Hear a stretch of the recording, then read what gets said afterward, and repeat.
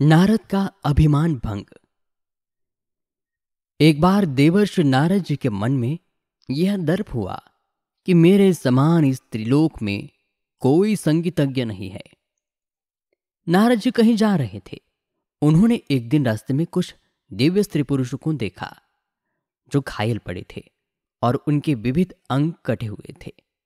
नारद जी के द्वारा इस स्थिति का कारण पूछने पर दिव्य देवियों ने आर्त स्वर में निवेदन किया, हम सभी राग रागिनियां हैं।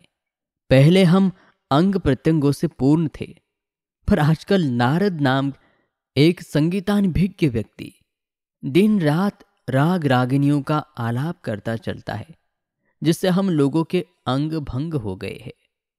आप यदि विष्णु लोक जा रहे हो तो कृपया हमारी दुखी अवस्था का भगवान विष्णु से निवेदन करें और उनसे प्रार्थना करें कि हम लोगों को इस कष्ट से शीघ्र मुक्त कर दे। नारद जी ने जब अपनी संगीतानभिज्ञता की बात सुनी तब वे बड़े दुखी हुए। जब वे भगवत धाम में पहुंचे तब प्रभु ने उनका उदास मुखमंडल देखकर उनकी खिन्नता और उदासी का कारण पूछा। नारद जी ने सारी बात बता दी। भगवान बोले, मैं भी इस कला का मर्मज्ञ कहाँ हूं। यह तो भगवान शंकर के वश की बात है, अतएव उनके कष्ट दूर करने के लिए शंकर जी से प्रार्थना करनी चाहिए। जब नारद जी ने महादेव जी से सारी बात कही तब भगवान भोलेनाथ ने उत्तर दिया, मैं अगर ठीक ढंग से राग रागिनियों का आलाप करूं तो निस्संदेह वे सभी अंगों से पूर्ण हो जाएंगी, पर मेरे संगीत का श्रोता कोई उत्तम अधिकारी होना चाहिए। अब नारद जी को और भी कलेश हुआ कि मैं संगीत सुनने का भी अधिकारी नहीं हूं। उन्होंने भगवान शंकर से ही उत्तम संगीत श्रोता सुनने की प्रार्थना की। साथ ही उन्होंने भगवान नारायण का नाम भी आगे किया।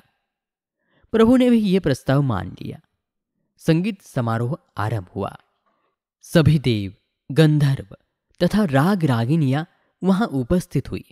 महादेव जी के अलापते ही उनके अंग पूरे हो गए। नारद जी के साधु हृदय में अहंकार दूर हो चुका था, अतः राग रागिनियों को पूर्ण अंग दिलवाकर वे बड़े प्रसन्न हुए। और इस तरह नारद जी के अभिमान का भंग पाने की ये कहानी यहां पर समाप्त होती है। ये कहानी आपको कैसी लगी हमें जरूर बताइए।